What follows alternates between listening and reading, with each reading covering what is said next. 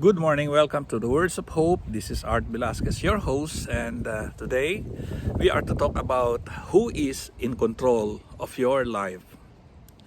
As we travel through life, we often take a few moments to figure things out. Like who is in charge and what authority do they have? In personal matters, we usually like to think that we are in charge. While we may not be able to control the events around us, we usually keep a level head and work things out. Most people would probably say that they are in control of their life. Now, let go. As long as we are trying to control our life, we are not doing the right thing. It is God who should be in control of our life. Sadly, many people do not do enough reflection and pondering to figure this out. We go to the doctor because we have an illness we cannot control. The doctor gives us medicine and hopefully we feel better. Guess what? We just left God out of the picture. You see, we have to realize that our bodies are frail and really began to die when we were just born. So we are going to experience pain and hurt during our life. Where we need to be is realizing that God is in control of our life and we give it over to Him. We leave things to the providence and mercy of God, and all of a sudden we have a better outlook in life. Some people suffer depression and other mental illnesses. But until they realize that their body and their life is in God's hands and under His care, the healing process will not begin. We all need the healing that God provides, not only in our physical healing, but spiritual healing as well. And we play an important role in this healing process.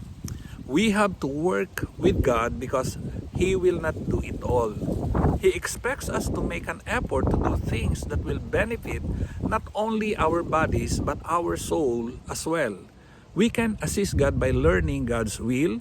We do this by studying the Bible and putting God's ways into practice in our individual lives.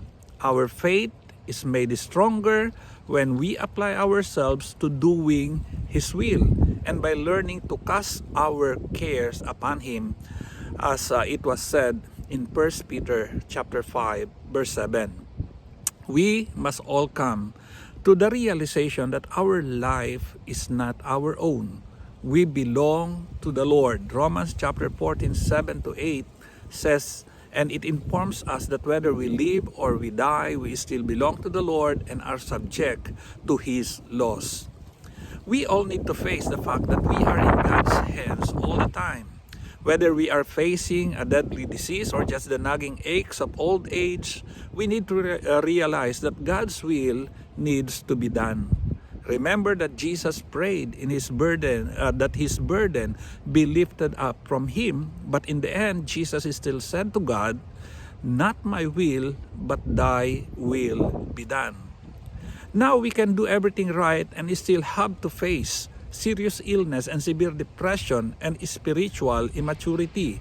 But when we hand our life over to God and tell Him that you place yourself into His loving care, a burden is lifted up or lifted off your soul that should motivate you to do even more for the Lord.